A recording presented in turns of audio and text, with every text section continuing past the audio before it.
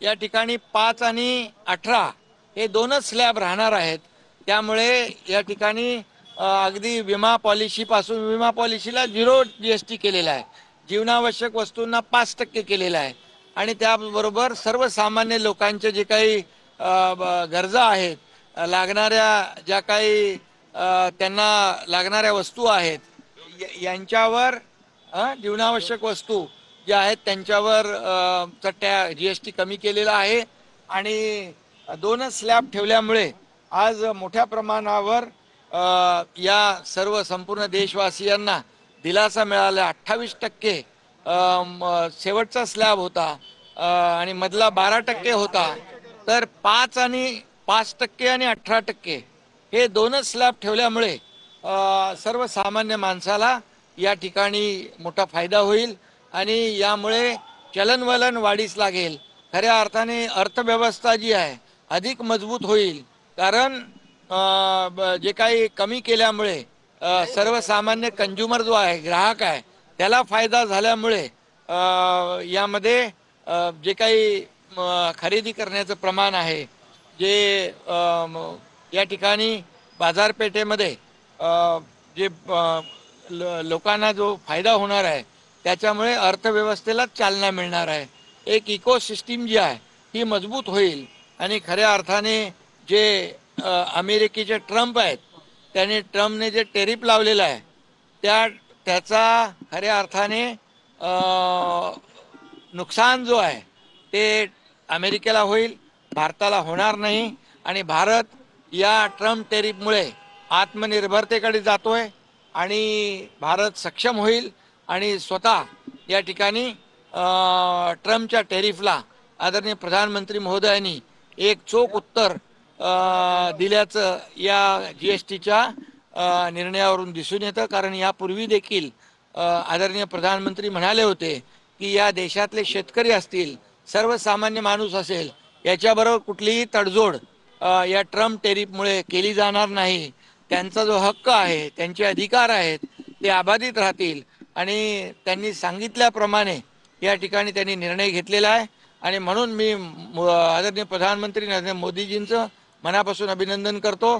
जे बोलतात तसंच करतात आणि त्यांनी हे संपूर्ण देशवासियांची दिवाळी जी आहे आनंदामध्ये जाईल आणि भविष्यात देखील ही अर्थव्यवस्था जी आहे आपली सक्षम करण्याचं काम आपली देशाची अर्धा 11व्या नंबरवरून 5व्यावर आणून 4थ्यावर आणून जे 3ऱ्यावर आणण्याचं जे स्वप्न आहे मोदीजींचं ते पूर्ण होईल आणि देश आर्थिक महासत्तेकडे वाटचाल करताना या निर्णयामुळे दिसतो आहे। निर्णयामुळे कुठेतरी विरोधकांना चपराक म्हणता येईल आणि येणाऱ्या काळात पुन्हा हा देश आता प्रगतीला जाईल। खरं म्हणजे हा आपण म्हणतो नवा भारत आहे। आदरणीय प्रधानमंत्री महोदयांच्या नेतृत्वाखाली देश पुढे जातोय आणि देशाचा डंका संपूर्ण जगात वाजवला जातोय आणि म्हणूनच विरोधकांना देखील एक काय म्हणू मी चपराक नाही आहे, परंतु खऱ्या अर्थाने जे विरोधात बोलतात प्रधानमंत्री महोदयांच्या त्यांना एक मोठी चपराक आहे। कारण राजकारणामध्ये नरेंद्र मोदीजी काम करत असताना देशाच्या विकासाचा विचार करतात, देश आर्थिक महासत्तेकडे नेण्याचा विचार करतात आणि त्याचबरोबर विकसित भारत 2047चं स्वप्न पाहतात। परंतु दुर्दैवाने त्यांच्यावर नेहमी देशामध्ये आणि विदेशात गेल्यावर राहुल गांधी असतील आणि त्याचबरोबर त्यांची इंडिया अलायन्स नेहमी टीका करत असते, हे दुर्दैवी आहे। परंतु काल परवा बिहारमध्ये देखील नरेंद्र मोदीजी यांच्या आईवर देखील टीका केली, ही एक निंदनीय आहे, अशोभनीय आहे, दुर्भाग्यपूर्ण आहे आणि म्हणून मोदी साहेबांची आई चा अपमान म्हणजे तमाम या देशातल्या माता भगिनींचा अपमान आहे आणि या ठिकाणी तमाम माता भगिनी याचा चोख उत्तर या ठिकाणी विरोधकांनी देतील आणि नरेंद्र मोदीजी यांच्या पाठीमागे अनेक अनेक आशीर्वाद आणि पाठिंबा या सर्व माता भगिनींचा राहील। सर शिंदे साहब सर हिंदी में यही बोल दीजिए सर। जीएसटी को जो है जीएसटी एक बहुत बड़ा फैसला जीएसटी के माध्यम से हमारे देश के प्रधानमंत्री नरेंद्र मोदी जी ने लिया हुआ है। अभी आने वाली दिवाली जो है, दिवाली हमारे सभी देशवासियों की खुशी में होगी, आनंदमय होगी और दिवाली सब लोग खुशी से मनाएंगे। ऐसा यह निर्णय आदरणीय प्रधानमंत्री नरेंद्र मोदी जी ने लिया हुआ है। उनका मैं तहे दिल से अभिनंदन करता हूं, उनको धन्यवाद देता हूं।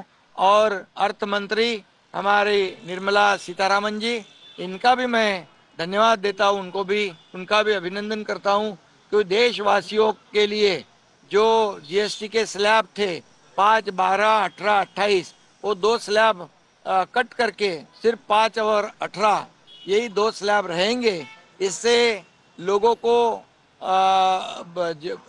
जो बीमा पॉलिसी है उसको भी जीरो कर दिया।